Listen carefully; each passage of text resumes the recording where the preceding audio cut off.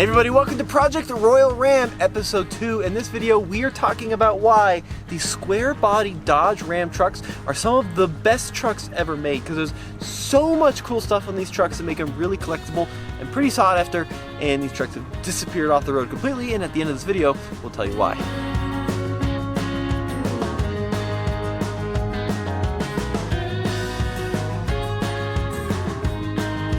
So the purpose of this series is we bought this cheap truck, this cool cheap old truck, and we're going to do a little bit of fixing up to it, and then we're going to sell it at Specialty Auto Auction on September 10th. Now this is going to go up no reserve, and we're going to be there to auction it off. So whatever it goes for, you can have it. So this truck is what they call a D-Series Ram, and they built several different generations. This is kind of considered like the third generation, which was built from 1970s, like early 1970s, all the way up through 1993. And they did change them a little bit, but also not really enough. So this is a Ram, by the way. So they weren't always called Dodge Ram. This came along in about 1980, and this one is a 1982 Dodge D150 Royal. How does this thing start up? It starts quick every time. That's pretty cool. It really does run super well. This 225 inline 6 is an absolute tank of an engine, but let's see how it performs. Now, this is kind of an interesting truck, right? In that it feels like it's a 4-speed, but technically, even according to the owner's manual, it's a 3-speed with an overdrive. And what that means is, unlike a Granny Low, you definitely need to use all 4 gears. Yeah, and what I noticed too, if you're not going like at least, I don't know, 50 miles an hour or so, and you put it in 4th gear, it seems like it wants to just stall. Now, what works in this truck, what doesn't? So the turn signals seem to work great. This has an AM FM with an 8-track player. Does that work? Yeah, it works. It does. Now, originally this truck would have had probably one speaker up here on the top of the dash, and then you said a previous owner probably cut holes in the door. Yeah, it's got a couple of aftermarket speakers on the door. I haven't tested those to see if they actually work or not, but they're there. What I love, though, is how open and airy this truck is. So we've got an enormous windshield which wraps around to these very thin A-pillars. The most headroom I think I've experienced in a long time. And then big side windows, so you get a great view out of the world. Now, under the hood of this guy is a 225 cubic inch slant 6 engine that put out a whopping 95 horsepower back in 1982. You could also get these with a 318 cubic inch V8. Those put out about 140, and if you stepped all the way up to the D250, you could get this in a 360 cubic inch, gotta be American, right? 360 cubic inch V8 that put out a whopping 170 horsepower. Really not much power compared to today's V8s. Now, this 225 Slant 6 is actually a really legendary engine, so the nickname of these were the Leaning Tower of Power. And yes, by the 1980s, it was pretty down in power due to all the emissions regulations that these engines had to meet. But these are actually really, really good engines. It's pretty easy to make power with these. They had dual carb versions depending on the model. But my favorite piece of trivia on these is they slant over at a 30-degree angle, first pioneered by the Mercedes-Benz 300 SL of the 1950s. That's for packaging so you could have a lower hood. But my second favorite piece of trivia about these is they were built from 1959 through the year 2000. Not exclusively in the 225 variant, there were 3 different displacements of this engine, but the Leaning Tower of Power gained a reputation for indestructibility. Now this truck is a 2-wheel drive equipped model, so it's not a 4x4. A 4x4 would be more valuable and more desirable, but what that means is that it's got an insanely good ride.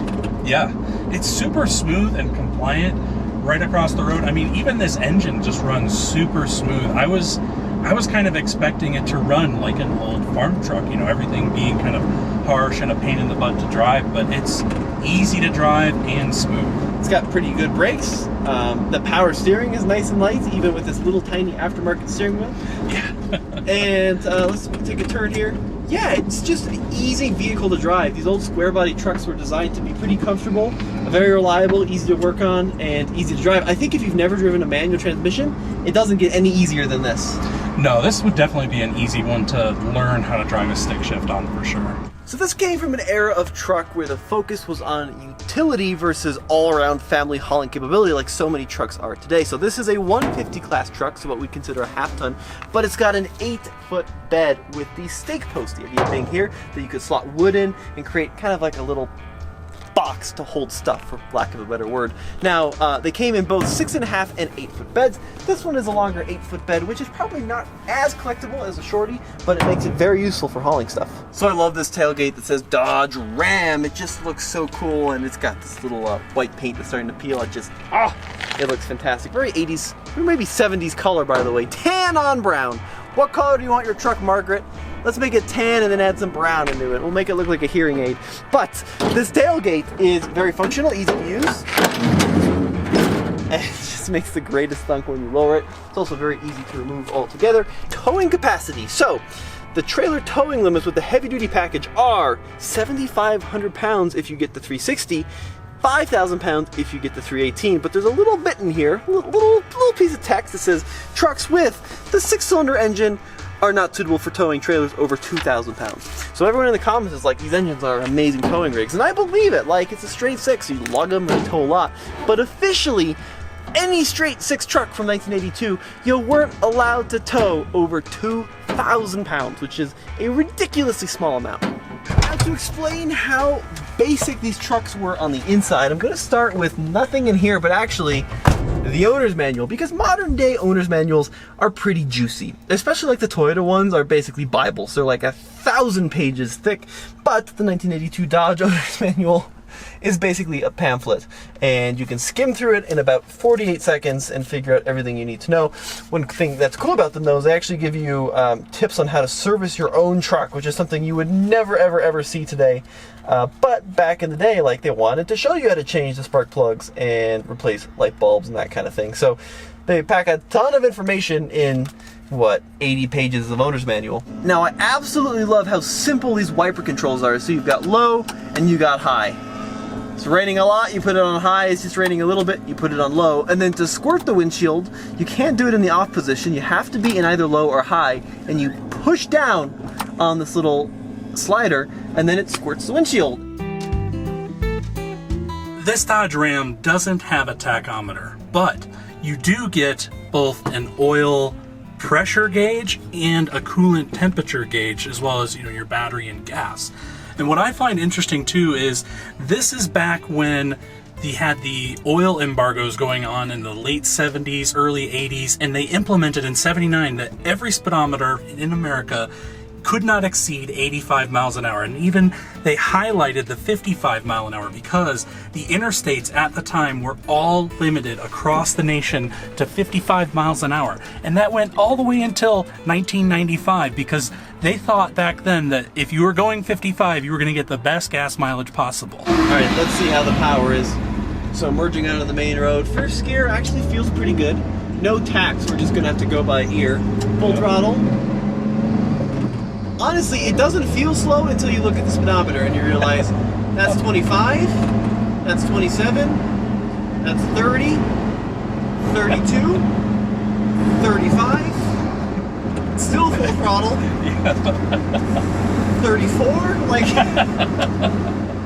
Yeah, I think I mentioned in the previous video, it feels kind of almost sketchy when you're moving along in traffic because you feel like you're coasting at a decent speed until you realize that everyone's just like whipping past you.